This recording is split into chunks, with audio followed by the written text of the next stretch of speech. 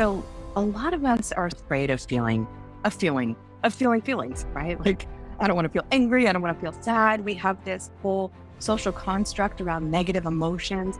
But if we step back for just a second from all of that content and really assess what are these emotions for, right? Like emotion, emotions are designed to elicit motion, to make you do something.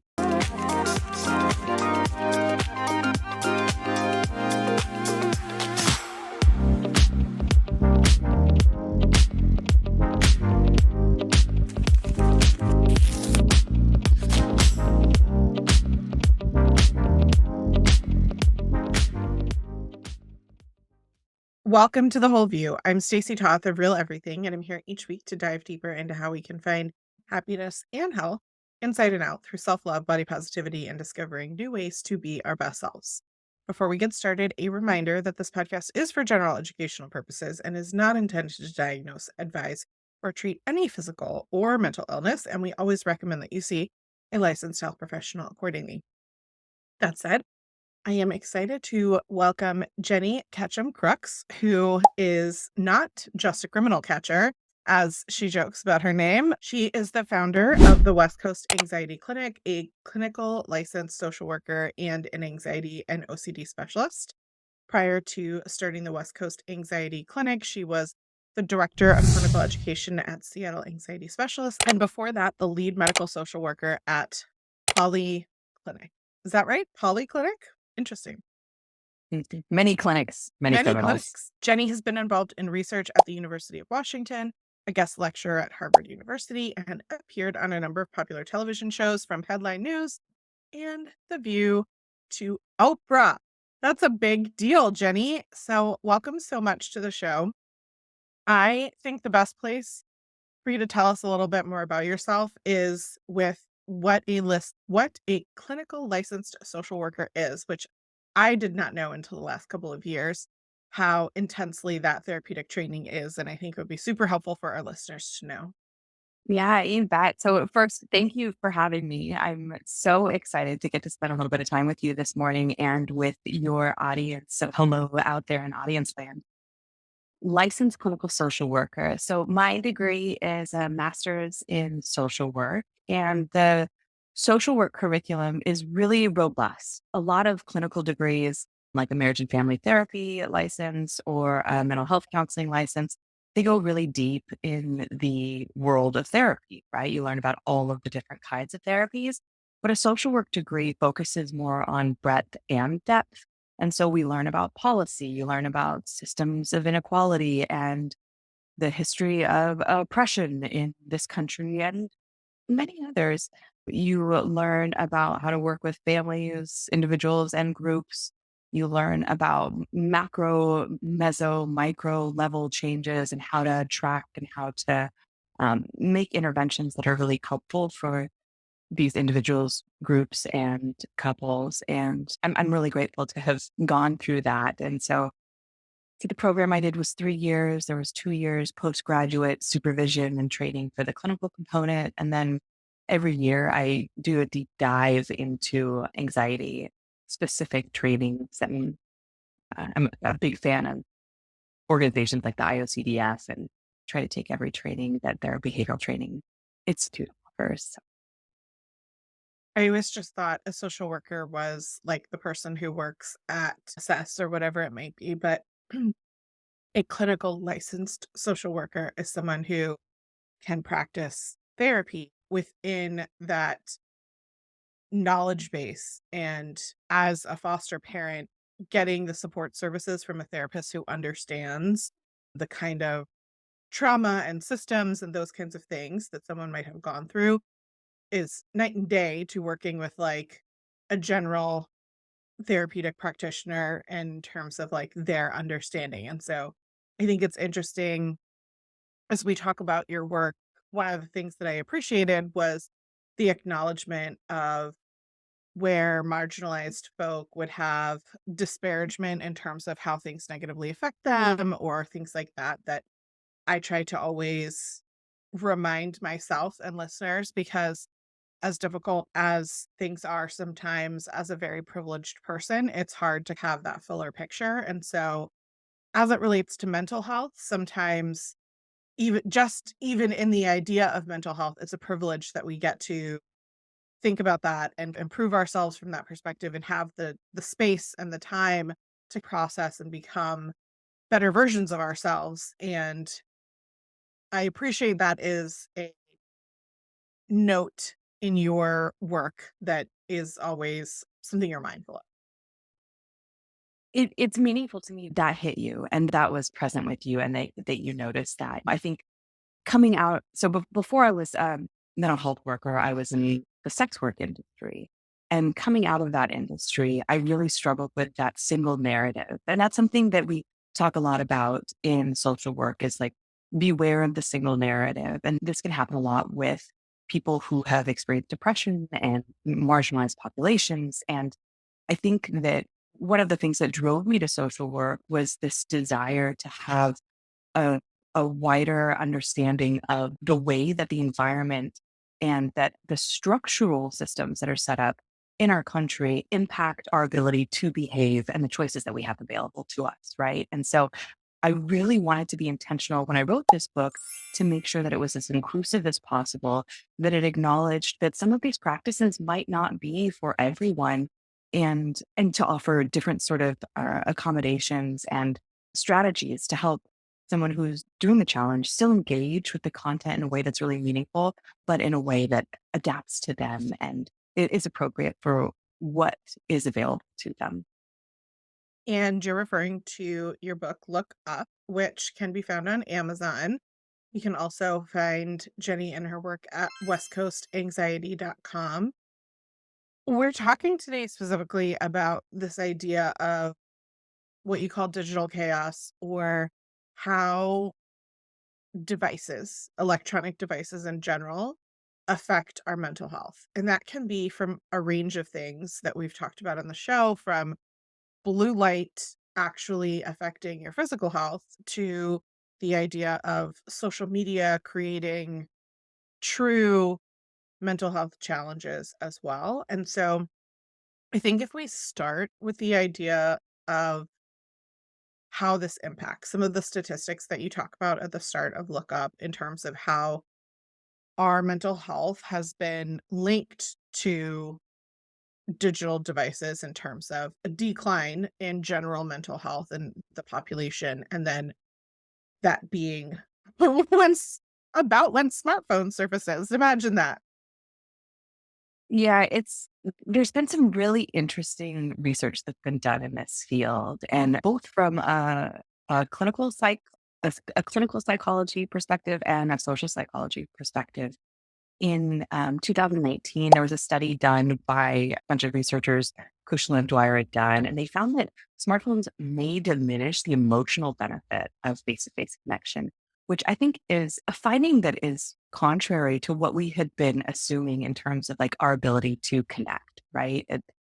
I think the general assumption is that the easier you can access someone, the more that you can connect to them. But what their study found is that we're not giving our full attention to our friends and families because we're attending to the smartphone, right? And we are beginning to rely entirely on interactions via smartphone, and that these interactions end up supplanting more casual or synchronous in person relationships or even like FaceTime relationships, right? I know as a parent, the ease of being able to text them, like fire off a rapid text real quick and then move on with my day, there's a real appeal to that, right? And so I find that even I will choose that because it's easy and it's fast, but it really lacks the intimate personal connection that we as humans have evolved to really need, right?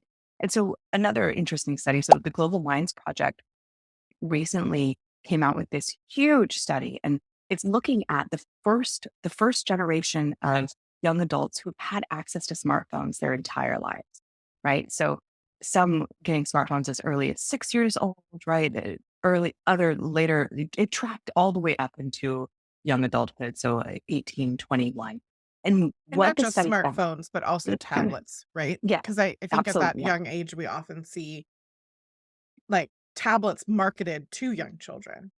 Yes, brilliant, brilliant inclusion. Thank you so much for that point because we do see like tablets are definitely included in this, and there's some amount of unfettered internet access that happens, right? Whether it's on a tablet or whether it's on a smartphone. So yeah, I think devices is probably the more inclusive word here. So what we're seeing is that the earlier that children get devices, the higher frequency they have of suicidal ideation, the more that we struggle with our sense of social self, which is related to how we view ourselves and how we relate to others, the more aggressive that we feel toward others, which I think, given and I don't want to get into a political conversation, but given the intensity of politics right now and all of the things that have been unfolding, I think it's a really interesting finding, right?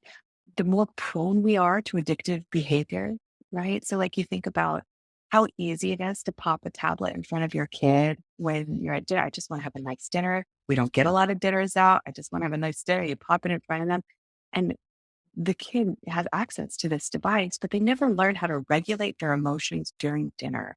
And so it's always about the game, the next hit, the next little thing, instead of learning how to do that independently in this like social context. So there's a lot of really alarming data that's coming out specifically focused on our children, and a lot of really alarming data about how smartphones and tablets and the disconnect is impacting us as adults. I think it's a really fascinating concept, the idea of replacing self-regulation with a device is something that actually I had a conversation with like my mother-in-law and her children. We were having dinner at her house. So like her sons are now late 30s, early 40s, and we're there with my children who are all teenagers on their devices. And we were talking about how the next generation, Gen Alpha, who my youngest is technically Gen Alpha, but he didn't have his own device till he was in middle school. So he's a little bit still Gen Z kind of cross bridge there.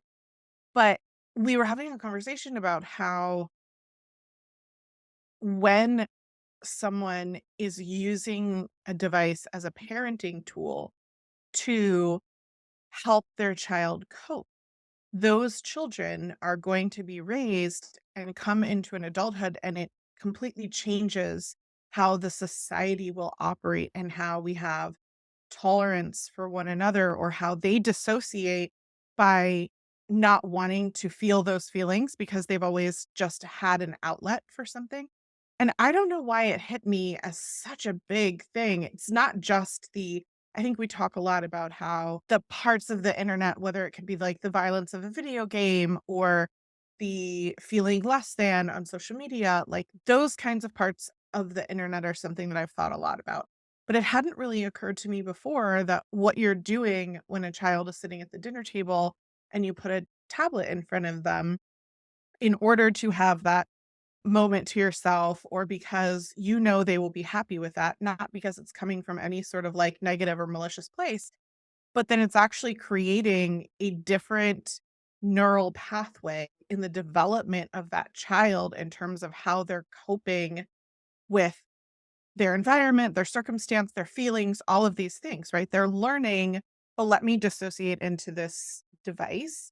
And I don't know if it's just because I'm learning more about these things and I might be throwing out terms that are foreign to the listeners, but to me, that idea of being more prone to addictive behaviors, meaning picking up your phone every time you're feeling something you're uncomfortable with, or suffering from a sense of detachment because you're going to your phone instead of being in a moment that feels uncomfortable or awkward, right? You don't quite know what to say in a conversation, so you pull out your phone. We can't possibly predict what that's going to look like in the next 10, 20 years because we will have an entire society of people who will function that way. And it might, who knows, maybe good can come of this, or I don't know, but it's a fascinating concept for me just to think about how very differently from my generation that was raised without any sort of individual devices to the children of my generation, right? Like a lot of my peers have young children right now. Just in that time span, what has changed? Yeah, it's pretty alarming. And I think You mentioned a few things that I thought were so brilliant, right? One, you use this word individual, right? It's an individual device. But we are a society. We are a group. We are a social being. We come together and we thrive together. We don't live with each other. We live for each other, right? And so when we have these devices as our go to, when we're feeling discomfort, what it teaches us to do is to rely on the device instead of each other. And so I see it all the time with my clients. And that's actually one of the things that inspired me to start writing the book is that I was having so many clients who are coming in feeling really anxious and relying on their device to help regulate these anxious situations. And these are high performing humans, right? Like these are like Amazon, like top of the tech world, right? Like they, you would think like, oh, they're good to go, right? But they're sitting in a meeting and they are anxious and they don't know how to deal with that anxiety. And so they dip into their phone, right? Instead of choosing to talk to the person next to that or talking, having a moment with one of the execs in the room or doing something that would allow them to learn that they can actually survive that situation without the device, right? And so it is acting as this distraction from who we are as just these like as evolution has designed us to be and what we need in our lives. And so I think that you touched on this idea of it being an individual device is so interesting because we didn't see it. I'm 41. I have a 2-year old and a 6-year old who are just magical beasts, right? Like magical beasts. And I didn't have this as a kid. We would gather around the TV and we would watch the TV. And even that was a social event, right? Because we would argue about who got to watch what. And my dad usually won to some degree, and we would watch motocross for a while. And then we would downgrade to gummy bears or something that I maybe was goosebumps or whatever it was, right? But there was this negotiation. There was this period of community building and collaboration and this like social compact or the contracts that we would come to together as a family. And we had to do that in order to move forward. And having these individual devices doesn't require us to learn how to be together in a way that like really fosters our growth and our connections. And so every single client who comes into me, we usually work out some sort of harm reduction with the tech thing, right? Like functionally, what do you actually need this for? And functionally, very little, right? Most people, most adults will, and myself included, right? And when I'm talking about most adults, I'm always including myself, right? Like I am prone to all of these things. I am a recovering alcoholic. I'm approaching 13 years sober. Is that true? 2012. Yeah. Approaching 13 years sober, which is so exciting. And also those pathways are still lit up in my brain. So I can fall easily into the check, just use it to feel a little bit better. But we overuse it for things like email, right? We overuse it for asynchronous communication like text messaging.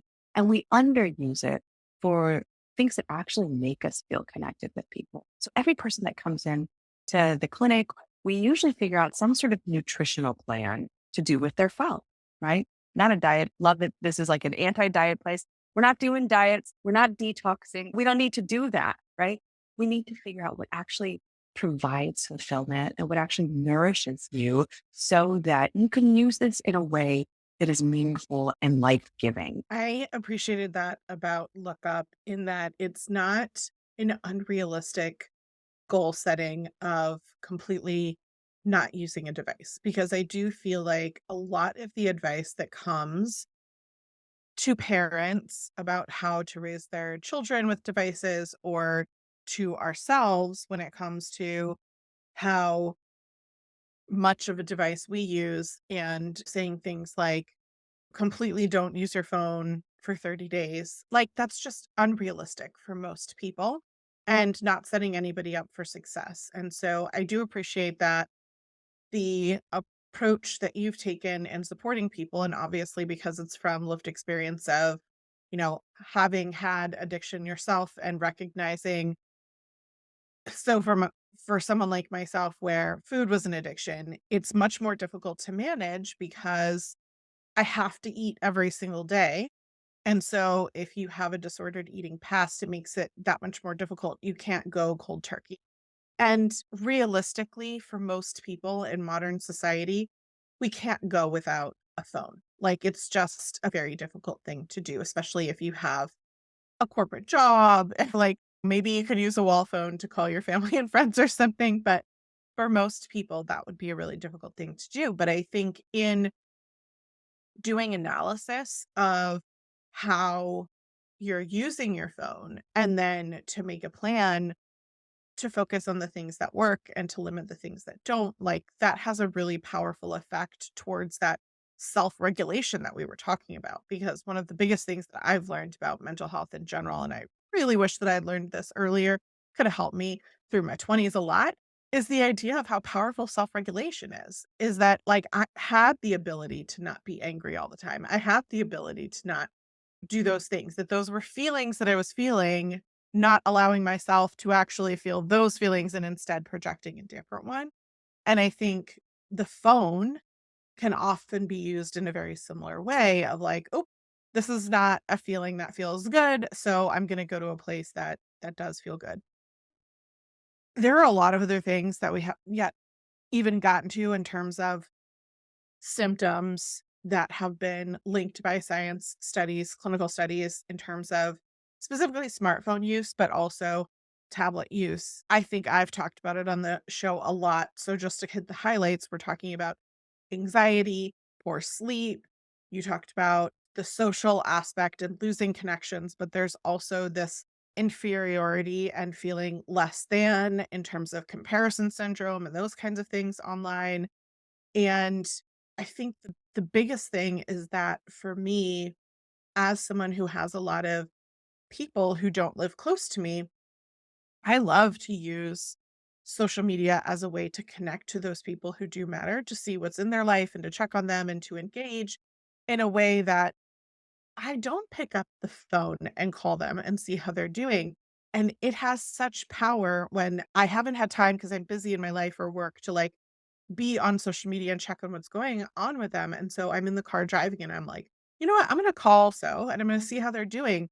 And the amount of positive hormone like rush that I get from that social connection versus what I perceive to be a social connection of like checking in on them and what they're doing on social media are night and day. Can you talk a little bit about that? I know you alluded to that relationship piece earlier, but I think it's really important, this perception that we're telling ourselves about our relationships online versus, like, what it actually is for most people. Yeah, brilliant. That's a brilliant connection. So, so a lot of us are afraid of feeling, of feeling feelings, right? Like, I don't want to feel angry. I don't want to feel sad. We have this whole social construct around negative emotions. But if we step back for just a second from all of that content and really assess what are these emotions for, right? Like emotion, emotions are designed to elicit motion, to make you do something, right? So if you feel angry, okay, like anger gives you a backbone. If you feel rage, okay, like there is some injustice that has happened. But experiencing the internal emotion is not the action, right? And so all of these private psychological events that are happening inside of you, sadness, fear, anxiety, joy, elation, longing, all of these things have a shelf life, right? And so when we get mucked up is when we fight against that. I don't want to feel fear. I don't want to feel, we never say, I don't want to feel joy, right? Like nobody in the history of joy has ever been like, I don't want to feel joy, right? Like that's a, but, I'm sure but there's what somebody somewhere. there was a single human who's like, I don't want to feel joy. And you know what? They got weeded out a long time ago, right? Like, because we love that. Joy says more of a good thing. Sadness says, oh, something is lost. Fear says, we got to get out of here or we got to fight. And anger says, yup, we're fighting, right? And disgust says, don't eat that chicken. It's been in the fridge for way too long, right? Don't even open the Tupperware, right? But every single emotion has a shelf. And so what I hear you talking about is this spark of an emotion. You're longing for connection, right? And so it kicks off this emotional curve, right? This wave of emotion that if you don't pay any attention to it, it will just subside after a certain point. Nothing lasts forever. Everything changes, right? But that emotion is designed to make you go towards something that you want. And that longing, it's designed to make you move toward social connection, intimate connection, people, and love. And so when we click onto the socials, what it does is it short circuits that emotional, that longing emotion, right? And it drops us back down and it says, nope, we're good. We're good. But it doesn't actually satiate, right? It is like eating, I don't know, like eating rice cakes, only eating rice cakes. Like you have to eat more than rice cakes, right? Like you have to have a much more balanced plate. It's not enough to eat rice cake. They are delicious little snacks here and there. Throw a little bit of cheese on it, right? Like maybe even some peanut butter.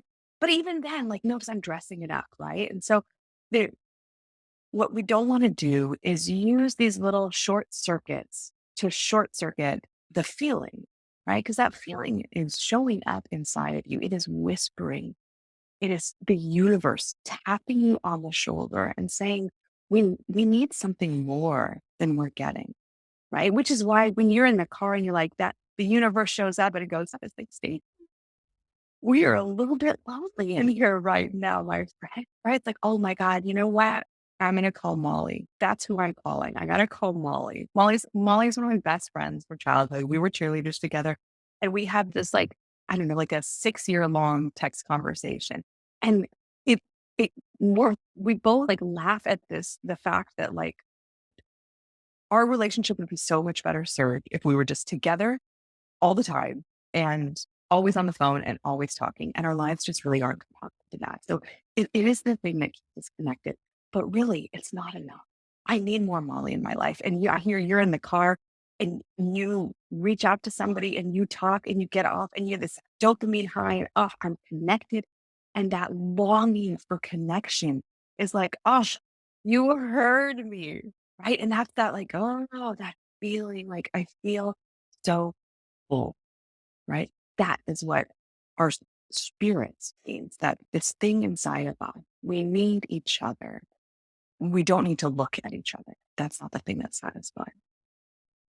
And I think what I'm hearing from, for example, your connection with Molly is realistically, it does not work for my life, for your life, for us to be with those people, to call them all the time, to do all those things. And so media in whatever form is serving a purpose to keep some of those connections going. I think what happens is that sometimes we fool ourselves into thinking that's enough when really we're not truly listening to ourselves in terms of actually what I want to do is call this person. Actually, what I want to do is visit this person. Like, let me reach out and see if they can come over on Saturday.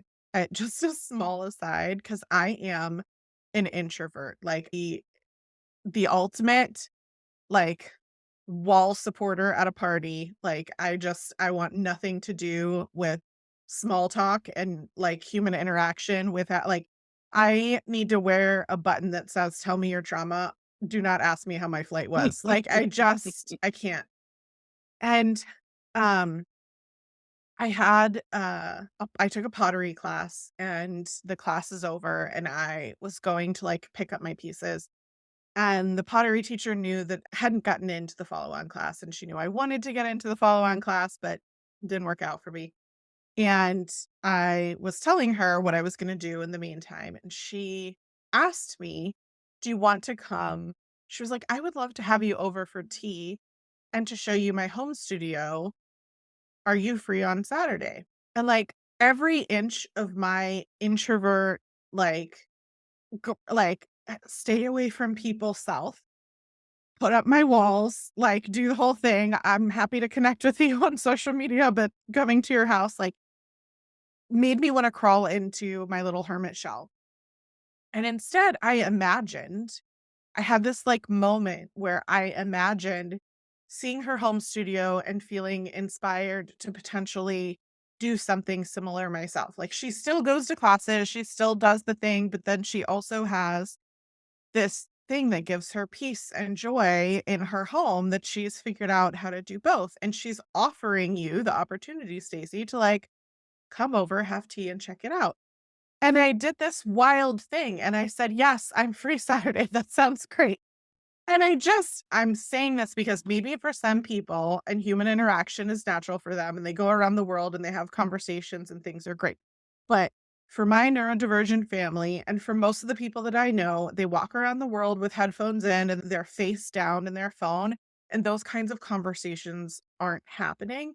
And those kinds Mm. of connections aren't happening.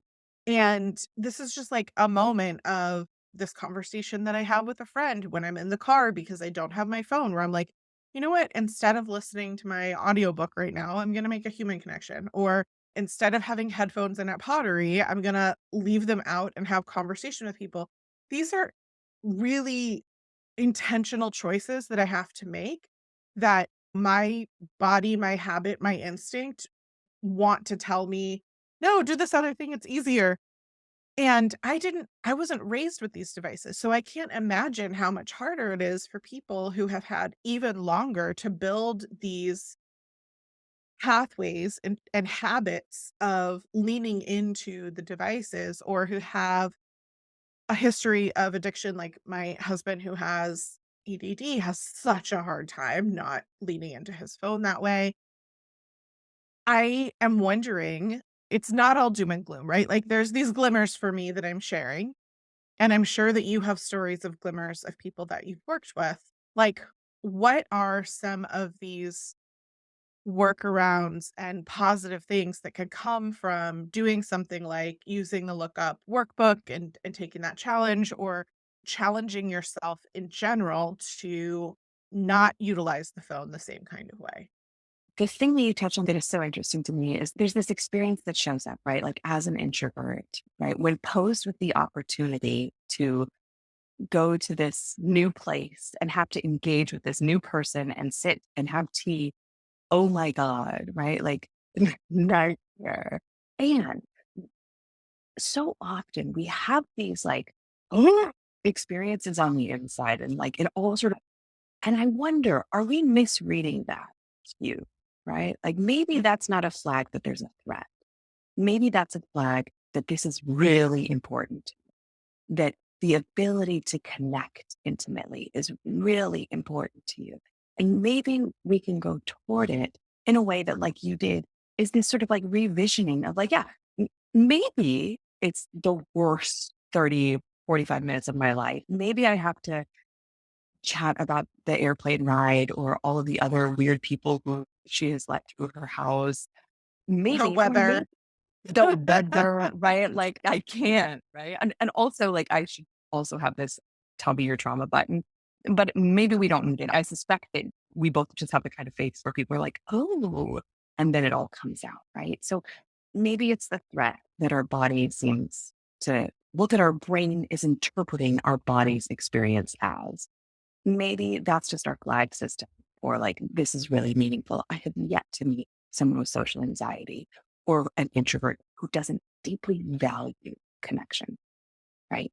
That- And so much of our life is about connection. So that's really what this book is about, is coming off autopilot, right? ADHD, autopilot towards shiny things. Oh, shiny things. I'm going that way, right?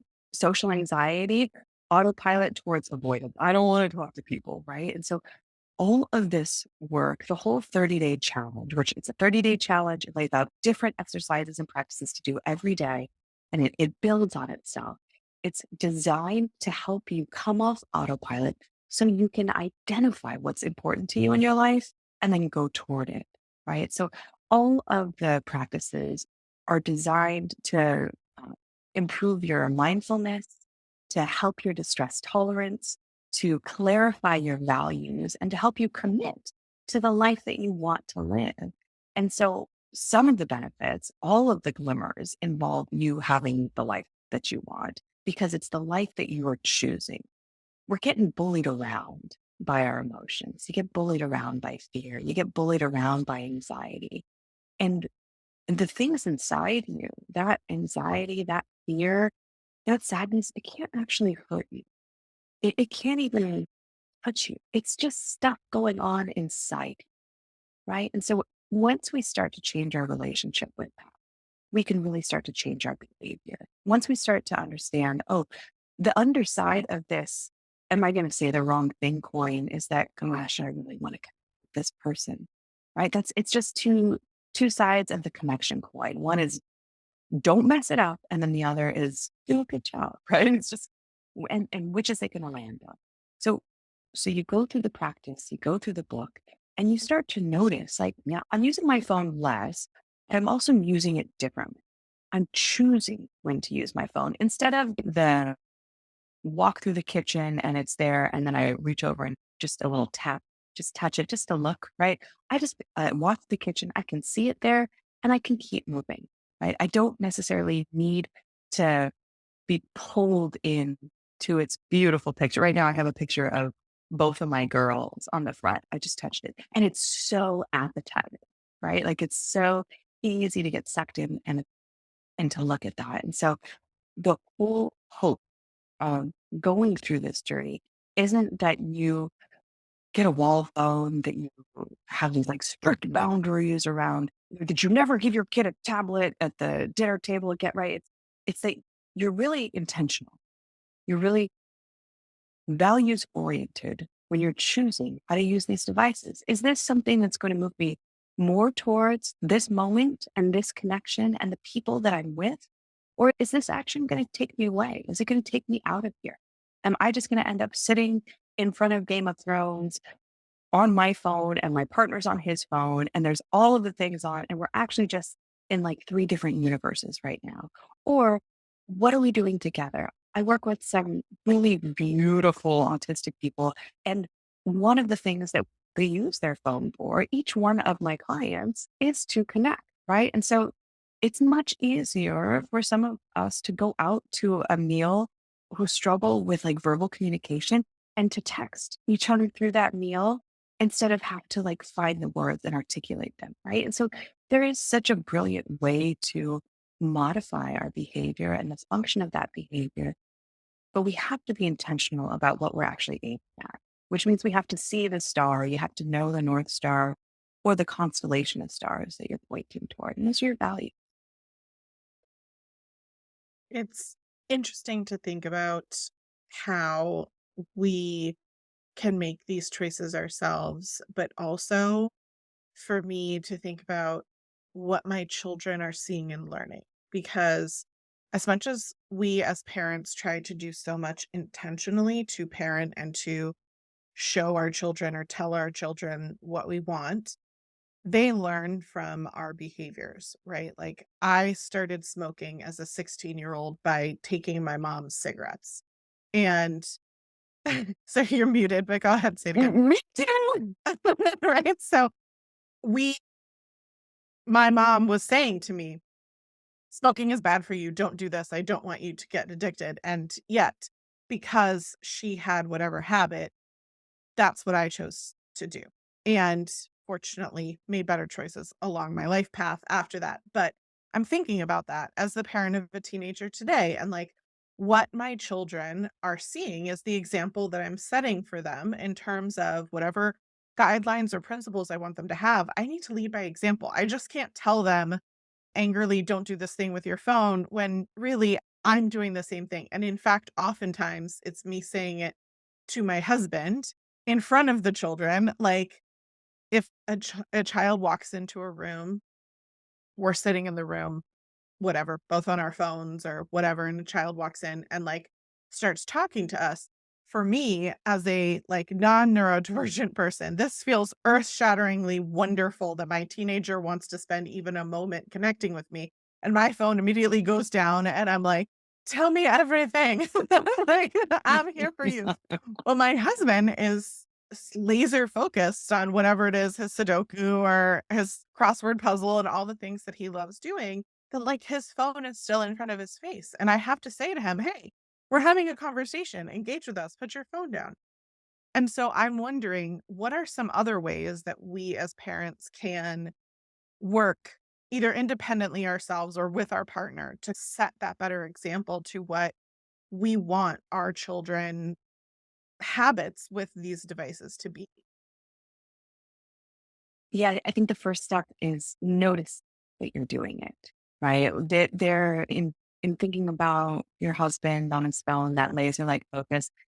there's an intentional inflexibility there, right? Like he is laser like focused. The world could be exploding around him, and he's like slaying this Sudoku. Actually, that is literally what would And happen. totally. Right? And so the first step is to start to notice that you're doing it, right? Like, oh, I'm laser like focused. And they're like, my kid actually wants to talk to me, which is actually the world shattering when our kids are teenagers, right? Like, oh, you're interested in sharing your okay, like let's go. Right. And so being able to flexibly attend is a really important psychological skill. So the first step is noticing. The second thing I'd recommend is to start placing yourself outside. Like if you can, if you have that ability, the cognitive ability to step into somebody else's mind, because some of us who are neurodivergent don't have that sort of like theory of mind thing where you can take that perspective thing easily, right? Step into that other person's shoes and look back at what you're doing, right? Like look at the choice that you're making and and maybe allow yourself to feel a little bit of what that might feel like for the other person to walk in and not be to not be chosen. I think it can also be such a helpful thing in the moment to acknowledge to our kids what it is that we're doing in the phone. It allows us this pause, this choice point. So, for example, my 2-year-old has noticed that I love my phone, and so she always brings it. She always brings it to me, and I'm like, "Oh, this is not good, Jenny. We're going to have to be really mindful of that." So she's watching all the time. She doesn't know what I do with the phone. She doesn't know that I read emails. She doesn't know that I am up on BBC, just like keeping up to date. She doesn't know that I'm like reading an article. She doesn't know the behavior that I'm doing on the phone. All she knows is mommy loves the shiny rectangle. Let's bring it to her. Right.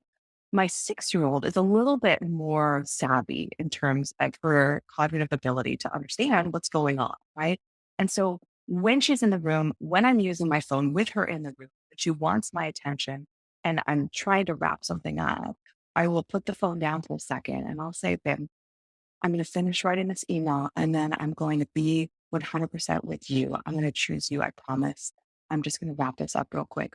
Or if it's something that I can pause, I'm going to choose my kid, right? And I'm going to acknowledge, "I'm sorry, babe. Mommy was attending to something in her phone and it was very distracting. And I'm done now and I'm here with you." now." So again, back to this place where we are making these intentional choices. It's so important to acknowledge the moments that we're missing and the people that we're missing and the people that are missing us as we sit right in front of them. And allowing that pain, because there's a sting in that. There's a sting in sitting in your kid's shoes and looking back at yourself, staring into the shiny rectangle. They don't know what you're doing. All they see is the shiny rectangle. They don't know if you're doing something that's deeply meaningful or if you're scrolling. But their brain is going to fill in the blanks about what it is that you're doing. And and filling in those blanks is going to be them like you are choosing something else that is not that. So they're just going to assume that this is really important to you. And if the thing that you're doing in there either isn't shared with them or articulated to them, they get to come up with their own ideas. And their ideas are usually wrong. Or even more horrifying, they're right. Right? And we are just choosing to scroll and doom and gloom over choosing this like brilliant little gorgeous face that is like longing to be with us and that is going to be gone so soon. Right. And so noticing, noticing your behavior is really key. Being able to take perspective on what it is that your behavior looks like and feels like from other shoes is really important and then choosing your behavior. I'm going to choose to do this email and then I'm going to be with you. Or, you know what? This email can wait. I'm going to choose to be with you right now. Those are really powerful things that can help you start to change your behavior long term. I love that you named it, "You know what? I'm sorry I was distracted," because I can see that as being really powerful, and it's something that my husband could say in those moments when I've pointed out hey, you were distracted on your phone, because I know that's not what he wants. It's where his laser focus was, and completely unaware by being distracted, because that is the nature of how his brain works. I think some of the other practical things that we've implemented in our house as a parent who is now, I have actual adults who live in my home. It's shocking to me. I have 2 adults who live in my home, as well as 2 children who will be adults in the near future. And having gone through that process of remembering so vividly what it was like when they were toddlers and had that longing that you described, versus what it's like when they're 12 versus what it's like when they're 17. And one of the things that you alluded to earlier that was super powerful for us, that I would highly recommend for families trying to implement some realistic changes, right? Because you're not going to change everything overnight, and you can't completely stop everything. That's not sustainable. But for us, one of the rules that we had is when we needed a distraction. So when we're waiting for a really long time for food at a restaurant, or when we're waiting in line for a ride at an amusement park that's long, we would pull out our phone to use as a group to intentionally distract. And we often played heads up just because it was a really easy, like, group game to play. And what's fun about that is oftentimes, like, in the line at the amusement park, other people would get in on it, and other families would then start to whatever. And I remember seeing those moments where people are starting to get anxious because the children don't want to stand in line for an hour, and they're not on their best behavior because their little bodies are not having an easy time just standing somewhere completely unentertained for an hour. And at the same time, like, you do want to teach your children how to be resilient in circumstances like that. And so I think if there is an option for someone to think, okay, we can use a device as a distraction appropriately, but how can we do this in a way that's intentionally still spending time together? Another thing that we do as the kids got a little bit older and all have their own devices is we have, like, a group chat for Wordle, and we get pretty competitive in terms of, like, who's got what going on with the Wordle. And sometimes there's no conversation at all, but even just, like, the sharing the Wordle daily and liking each other's, when they have a good day or whatever, it is a bit of that connection. It doesn't replace, like we talked about earlier, the need to physically have a conversation with someone, but it is a way that our device is being used for that positive, for the outcome that we want. That, like, if my child did that in the future, would that be a good thing? Would I be like, yes, thumbs up? Right. So I'm trying to think about those as a parent. And for me, my children were not happy about the fact that they couldn't have a cell phone until middle school. I really wanted it to be high school. But long story short, peer pressure, and also middle school is when they started taking the bus, and it actually is pretty difficult to have children have needs and not be able to communicate with you about them. I don't know how we survived the 90s. What what It what was went down? it was rough. It was rough. I think they're, like, knocking on our neighbors' doors and asking to use phones, and that's probably not the safest thing either, so who knows? But regardless, I'm really glad that my kids never had devices in elementary, because I talked to those parents, and every single one of them was like, "I didn't want to give my kid the phone, but I did because they said everybody else had a phone, and I felt peer pressure." And I was like, "Well, I can tell you not everybody does, because mine doesn't." And, like, my kids knew not to come to me because I told them when they were younger, and their oldest brother didn't get a phone till middle school, and I was like, "The fair thing is nobody is gonna get a phone till middle school," and I stuck with that. And so I just think that there are some another rule in our house is absolutely no phones at the dinner table. We have dinner together most nights, even if somebody's working or somebody's out with a friend or, like, whatever it is, whoever is home, we have dinner together as a family, and there's no phones at the table. And I want that 15 minutes of FaceTime with my family. There's so much science and studies that say even just that 15 minutes of family dinner can be game changer in terms of relationships and mental health long term and the success of those individuals. And like I said earlier, it's a privilege that I'm able to do that, that our family can have dinner together. I am going to lean into that as much as I can. So I think that where you can create these rules that are realistic, it's not perfect. My kids 100% are on their phones way too much. Like, and at a certain point, they're 16, 17, 18, 19 years old now. Like, I have to think I did what I could to teach them what I could as a parent. And now I have to trust that, like, they're going to self regulate. They're going to learn these things and they're going to overdo it a little bit. But you know what? It's a phone. It's not some of the other more harsh addictive things that they could be doing that teenagers do.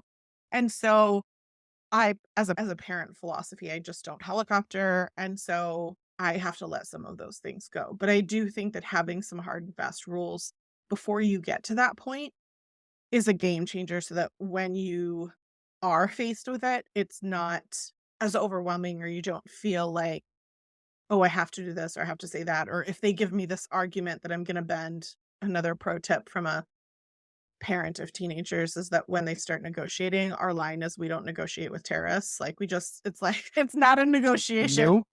Nope. It's like I wasn't asking, I was telling.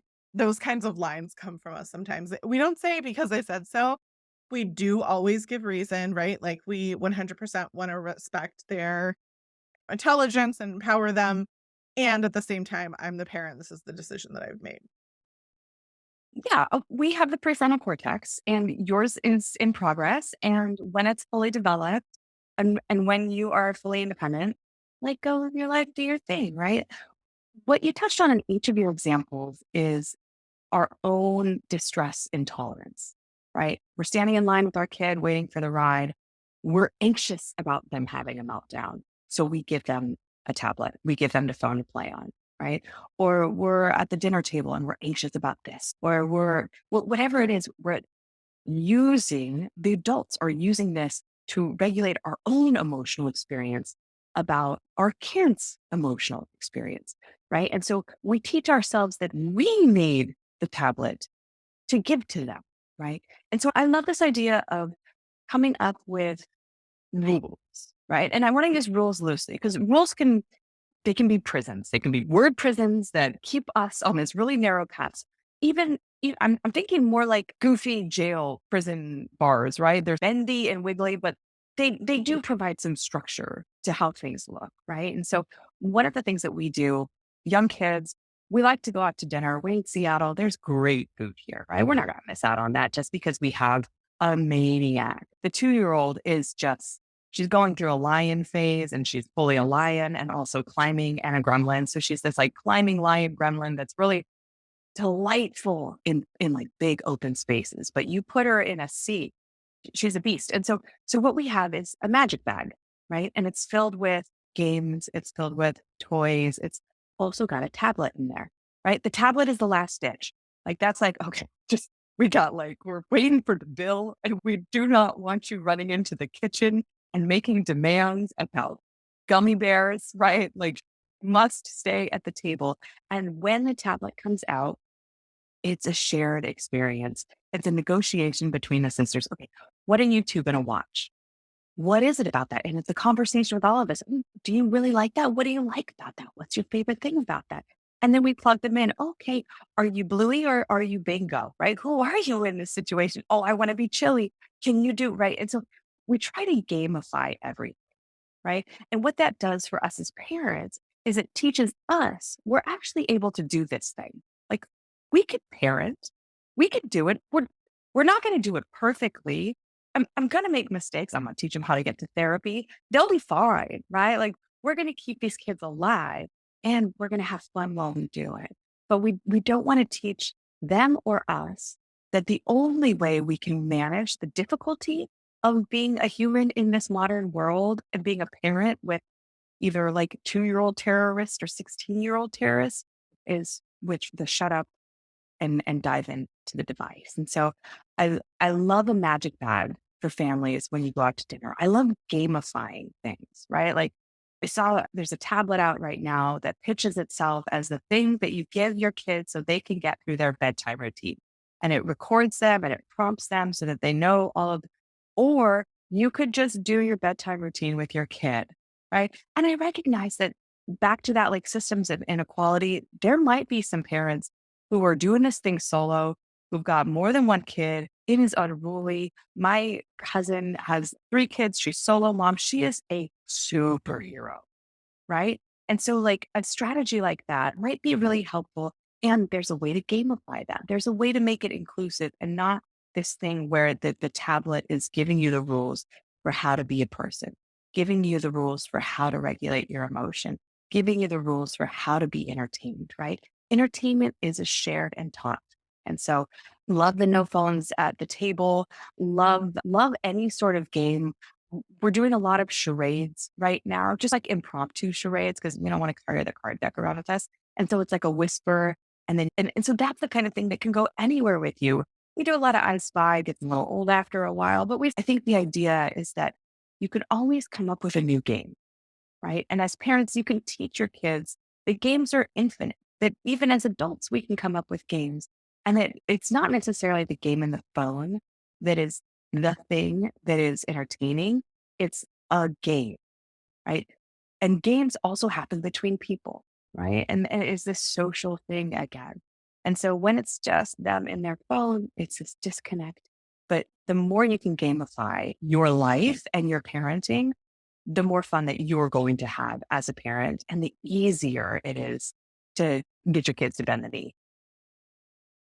I think it's funny to hear about the games that you're playing with your kids. That brought me back to we did a lot of road trips with our kids and without devices. Like we drove from Northern Virginia to Florida many times. We did a full cross country. Dear God. We did a full cross country road trip all summer long. Now the kids did have devices at that time, but we had standards around how much time we were spending on devices, and the game that kids love the most, I don't know why they get so competitive about this, is we go around the car and we each say an animal, and whatever, like, your placement in the car is, you have to say an animal and you have to go through the alphabet.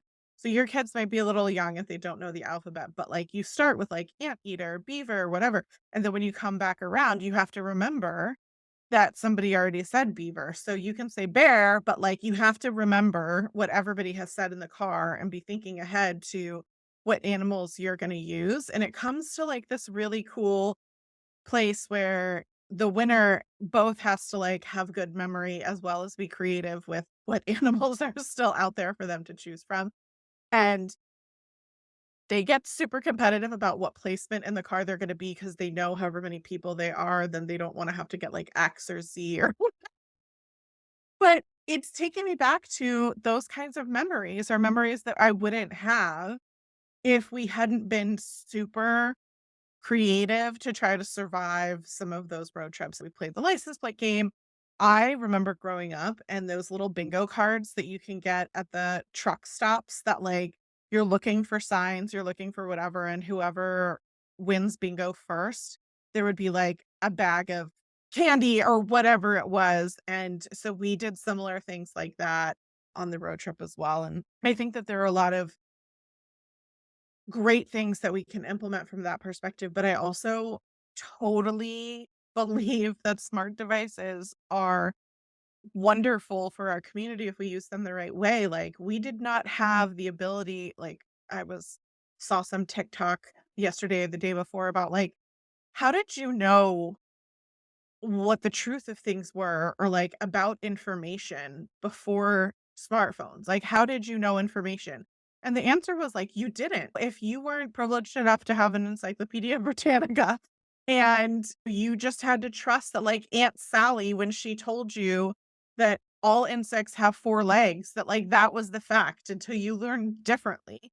And clearly, smartphones have upped that game for us in terms of collective knowledge in a really good way, but it also brings with it this super complicated mess of how it can destroy and diminish our mental health in other ways. And so what I appreciate about the work that you're doing and about the lookup book is that it is helping someone through a 30-day challenge kind of process all of that themselves and come up with those things that can be positive, but also like what they don't need to do. For example, for me, I will sometimes find myself, I'll be like, okay, I'm done with Instagram. And I'll close the app and I'll be like, I'm going to check my email now.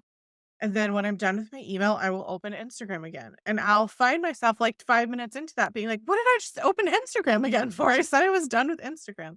Right. So if you find yourself in those sort of situations, leaning into a challenge like this could be really helpful to break those habits. I'm wondering if you can share. I always like to leave listeners with something positive and actionable that doesn't feel overwhelming. Like right now, if they're like, oh my gosh, I've done it all wrong, or my kids are young and I feel overwhelmed by what I need to do. And then you get this paralyzation of like, I'm not going to do anything because it's impossible to do it all. Instead, I like to leave people with like one or two actionable things that they can take to be of service to work on themselves or to help others in the context of all of the things that we've talked about. What do you think would be the most helpful for someone after they listen to the show today to, okay, I'm going to do this one thing? If you're going to do one thing, I want you to choose a thing that's going to help you start to notice the behaviors that you're doing with your phone, right? And so the solution I'm going to offer up is a little bit cheeky. It's playful.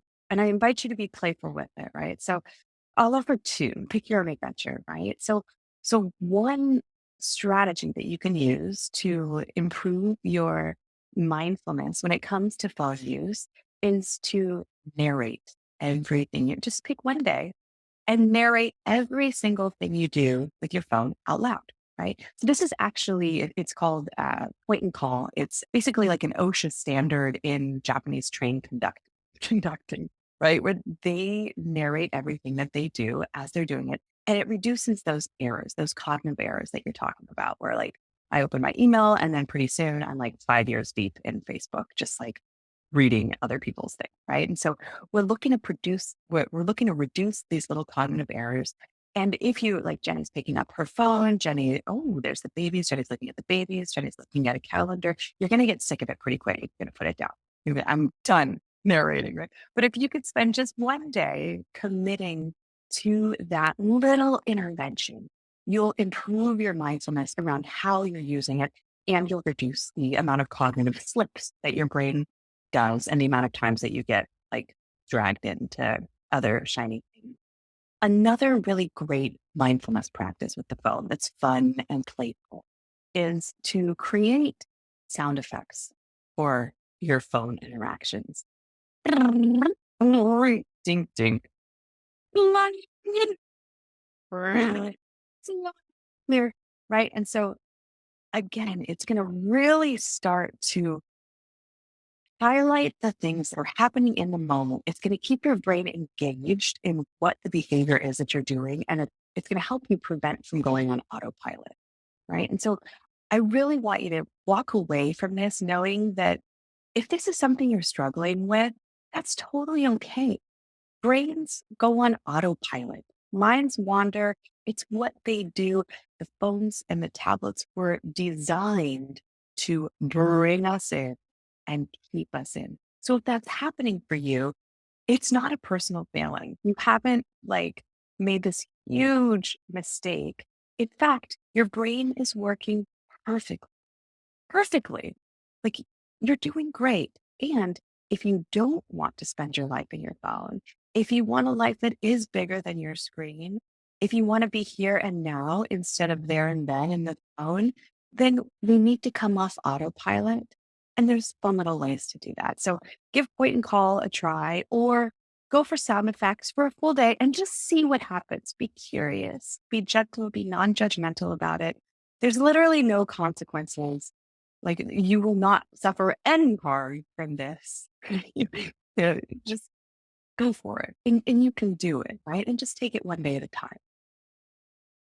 I would definitely be impacted by those recommendations to narrate or make sounds on my phone because in like the 2 seconds that you were doing it, I was like nails on a chalkboard for me. I would be like, you know what? I don't need my phone.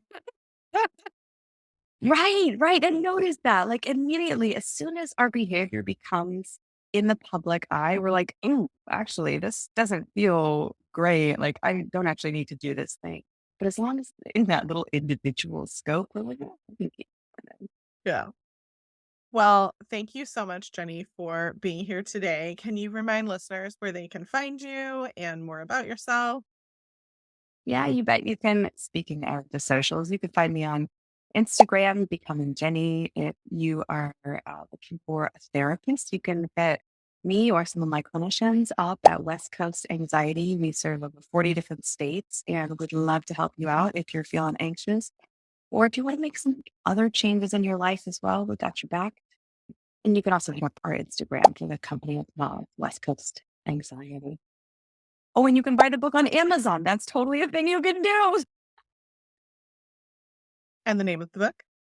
The book's called Look Up. It's a 30-day path to digital minimalism and real life maximalism. Love it.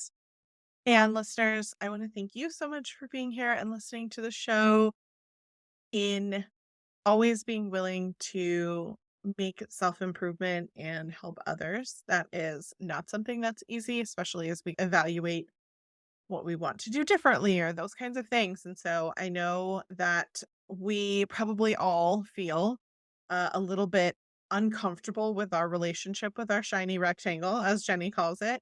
But as always, your willingness to be open to grow through your own personal change and not focusing on being perfect, but in listening, learning, and unlearning helps you to choose to become a better version of yourself for yourself. And for that, I want you to give yourself a little high five and a pat on the back. And good job. You made it through a difficult show. Jenny, thank you for your philosophy and approach in all of this. It is really important when we talk about digital detoxes, so to speak, that things feel realistic and not bound in shame. And so I appreciate that so much of your work is focused on that. So thank you for being here on the show. And listeners, we'll be back again next week.